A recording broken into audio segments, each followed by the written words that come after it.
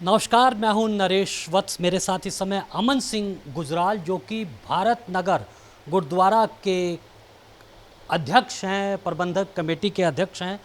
दिल्ली में मतदान चल रहा है और सिख राजनीति नए सिरे से दिल्ली की तस्वीर लिख रही है, उसी पर बात करेंगे। गुजराल साहब, आपका स्वागत है ब्रॉडकास्ट मंत्रा में। आपसे मैं ये जानना चाहता हूँ कि इस समय चुनाव के लिए मतदान हो रहा है, सिख राजनीति को नए सिरे से परिभाषित किया जा रहा है। कांग्रेस भी अपने आप को हितैषी बता रही है और बीजेपी भी अपने आप को सिखों के वोटों पर दावा ठोक रही है। क्या कहेंगे आप? सबसे पहले बहुत ही प्यार भरी सत श्री अकाल। मेरे हिसाब से जी तकरीबन दिल्ली का जितना भी सिख वोटर है वो सारा का सारा इस टाइम बीजेपी के साथ खड़ा है। बड़े ही ज़ोरों शोरों से पूरा ही सिख समाज बीजेपी का इस टाइम साथ दे रहा है। सरदार मनजिंदर सिंह सिरसा जी को जो बीजेपी ने एक मान बख्शा है, जनरल सेक्रेटरी बीजेपी का बनाया है, उसकी वजह से जितना भी सिख वोटर है वो सारा का सारा मेरे हिसाब से बीजेपी के अंदर कन्वर्ट हो चुका है। और हमारे माननीय मुख्यमंत्री प्रधानमंत्री नरेंद्र मोदी जी ने जो पिछले 3 से 4 सालों के अंदर सिख कौम के लिए कर दिया है, वो सिख कौम अगले 15-20 साल तक भी एक्सपेक्ट नहीं कर रही थी। गुरु तेग बहादुर साहब जी की जहाँ पे शहादत हुई, उस लाल किले के ऊपर खड़ा होकर के नरेंद्र मोदी ने सिखों के साथ मिल कर के तन साहब श्री गुरु तेग बहादुर साहब जी का प्रकाश पुरब बनाया। और उसी लाल किले पे खड़ा होकर के उन्होंने जिनको गुरु तेग बहादुर साहब जी को, जिनको हिंद की चादर भी कहा जाता है, उनकी प्रकाश पुरब की सबको बधाइयाँ दी और बताया पूरे देश को कि अगर गुरु तेग बहादुर साहब जी नहीं होते तो शायद आज हिंदू कौम भी नहीं होती। तो इसलिए जितने भी काम नरेंद्र मोदी ने पिछले 3 से 4 सालों में सिख कौम के लिए कर दिए हैं, तो मुझे नहीं लगता शायद आज भी कोई सिख जो है वो बीजेपी से बाहर अलग चलना चाहेगा। हम दिल से आभारी हैं, दिल से धन्यवाद भी करते हैं नरेंद्र मोदी का, प्रधानमंत्री का हमारे, जिन्होंने सिख कौम के लिए इतना काम करा। वीर बाल दिवस जिसको अब तक सब चाचा नेहरू के नाम से मना रहे थे, उसके लिए गुरु गोबिंद सिंह जी के साहबजादों के नाम से वीर बाल दिवस उन्होंने मनाना चालू करा, जिसको आज हमारे बच्चा बच्चा जो है शिक्षा के अंदर पढ़ रहा है। इससे पहले चाचा नेहरू के बारे में पढ़ाया जाता था, आज हमारे बच्चों साहबजादों के बारे में शिक्षा दी जा रही है स्कूलों के अंदर, कॉलेजों के अंदर, जिसके लिए हम नरेंद्र मोदी जी का दिल से आभार हैं। और पूरा ही सिख कौम मेरे को लगता है कि 99.9% जो है वो बीजेपी के साथ खड़ा है। ये आप बिल्कुल सही कह रहे हैं। ये कहा भी जाता है कि सरहिंद की दीवारों में दो साहिबजादों का जिस्म खड़ा है, उसी पर सत्य सनातन धर्म खड़ा है। सनातन की गूंज इन चुनाव में बड़ी गूंज रही है। तमिलनाडु में और विपक्षी दलों ने तो यहाँ तक कहा, डीएमके ने, कि सनातन धर्म का निर्मूल कर देंगे। इसको कैसे देखते हैं? और जो देश विरोधी ताकतें हैं वो भी इसको हवा दे रही हैं।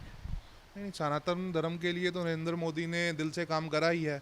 जो राम मंदिर का काम कर दिया है वो उससे मेरे को नहीं लगता कि कोई भी जो भी सच्चा हिंदू होगा वो बीजेपी के बाहर जाकर के वोट करेगा। 1% भी ये जो राम मंदिर का जो काम हुआ है, दिल से जुड़ा हुआ जो भी राम भक्त है, वो सारा का सारा राम भक्त जो है वो नरेंद्र मोदी के साथ है। और विपक्ष का तो काम है बोलना, विपक्ष तो कहीं ना कहीं टांग खींचेगा ही। लेकिन आज का वोटर बहुत समझदार है, उसको पता है कि हमें प्राइम मिनिस्टर कौन सा चुनना है, हमें सीएम कौन सा चुनना है। तो मेरे को नहीं लगता कि बिल्कुल भी जो भी सनातन धर्म से जुड़ा हुआ बंदा है, जो राम भक्त है, वो 1% भी वोट इधर से उधर होगा। अच्छा अमन जी, आप तो गुरुद्वारा कमेटी के अध्यक्ष हैं यहाँ पर। मुझे ये समझाइए कि जो लंगर पर जीएसटी हटने से क्या फ़ायदा हुआ है? बिल्कुल फ़ायदा हुआ है जी। जो दरबार साहब के ऊपर जीएसटी लगा दी गई थी लंगर के ऊपर, उसको हटने के बाद बिल्कुल लंगर के ऊपर फ़ायदा हुआ है। जहाँ पहले हम तकरीबन रोज़ का 1.5 से 2 लाख लोगों को लंगर छका रहे थे, वहाँ आज हम 2.5 पौने 3 लाख लोगों को भी लंगर छका रहे हैं। जीएसटी हटने से आम संगत को ही फ़ायदा हुआ है। आज संगत का गुरुद्वारों के अंदर, जैसे आपको पता ही है, हमारी प्रथा है 24 घंटे हमारे लंगर चालू रहते हैं। अगर उसी लंगर के ऊपर सपोज़, एक मैं आपको एग्जांपल दे रहा हूँ, अगर हम 1 लाख रुपए का लंगर रोज़ बनाते हैं, एक एग्जांपल मैं आपको दे रहा हूँ, ना अमाउंट गिनवा रहा हूँ ना कुछ कर रहा हूँ, इस चीज़ को मेरे इधर वे ना लेके जाइए।